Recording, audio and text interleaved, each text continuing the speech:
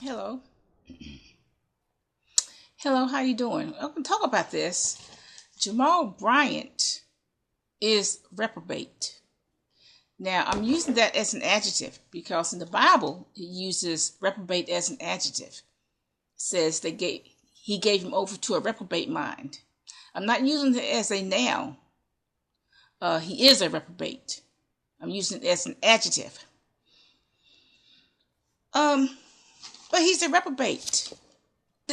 The Lord, he's of a corrupt mind, and the Lord cannot reason with him anymore. And he has been that way for a long time. Now, why anybody, either in Baltimore or Atlanta, want to listen to a person who has a reprobate mind, I don't know. I don't have the answer to that. He has baby mamas. And what I think is disturbing is that he quit school in the 11th grade. That is disturbing. He didn't want to do the work. Lazy. He just didn't want to do the work. That's why he quit.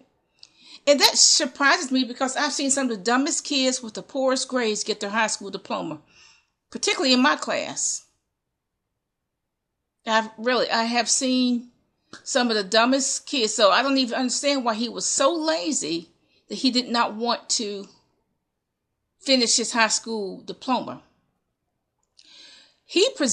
Jamal presented his wife, Carrie, as a whore. That's just the truth. He didn't say, "This is my wife." He presented her as a whore. Carrie presented herself as a whore. Straight up. She presented herself as a whore.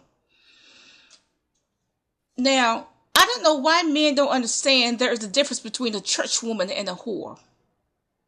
They are not the same. They are diametrically opposed to each other. They are not the same thing. I don't know why men do not understand there's two different types of people. Now, on the Tamron Hall show, Carrie said that she didn't get any inkling, I guess, from inkling that, and I guess from God, that was a wrong dress, so she wore it anyway. The reason why God didn't say anything to her because he's already given them over to a reprobate mind, and he couldn't reason with them, so there's no point in him saying anything. So I can understand why God didn't say anything about it. They were going to do what they wanted to do anyway, so God didn't say anything about it. Now, Jamal, the fraternity's not going to save Jamal because he has put another God before him. Because that's the first commandment. Thou shalt have no other God before him. Now, 98% or more of the preachers and evangelists are in some type of secret organization. Which means they are idolaters. So he's not the only one who's in a secret organization. Now, fraternities don't do anything but gossip all day. But he's not the only one who's in a secret organization. He's not the only one. 98% of the pastors and preachers and evangelists are in a secret organization, which means they are idolaters. But look, they all have a right to go to hell. You got to recognize their right to go to hell. See, Jamal is playing with God. He's been playing with God for a while. He keeps playing with God. He keeps playing with sin, with his baby mamas in Baltimore and who knows where else. He asked one girl to have an abortion. She refused. She had a nice baby boy. Now, he wanted to kill a baby to hide his sin.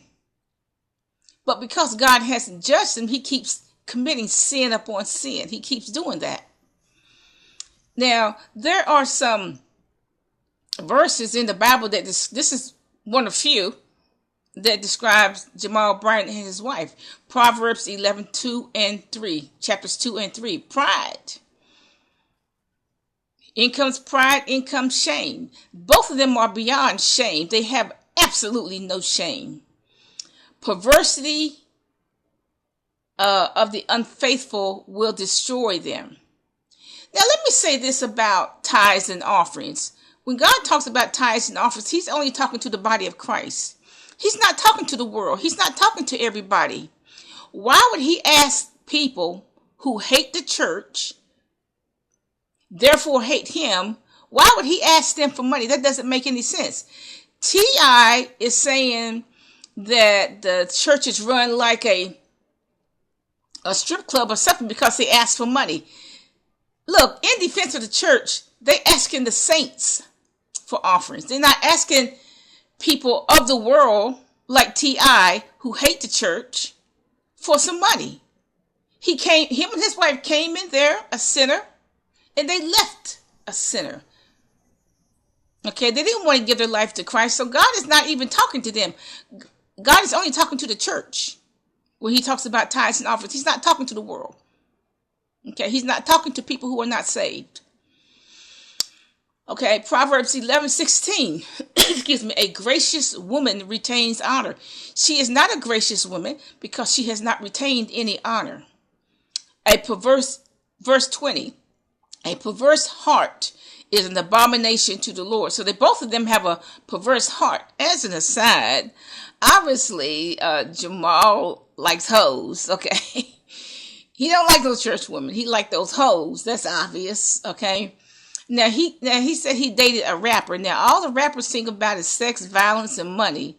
Okay, you can kind of infer that they fornicated. You can kind of infer that they fornicated. Now you talk about being unequally yoked. Is that? That's what that is. But obviously he has a penchant for hoes. Obviously he does. You don't want no church woman. They're bore. Okay. Proverbs 11, chapter 22, a ring of gold in the swine's nose is the same thing as a lovely woman who lacks discretion, and that would be her, Carrie Bryant. God further goes on to say in Psalms 140:13, the upright shall dwell in his presence. So look, Jamal and his wife have a right to go to hell if they want to go to hell. If they had died that night in a car accident or whatever, they both would have gone to hell, dress and all. That frock would have gone to hell, okay? He would have gone to hell for endorsing it. Bye.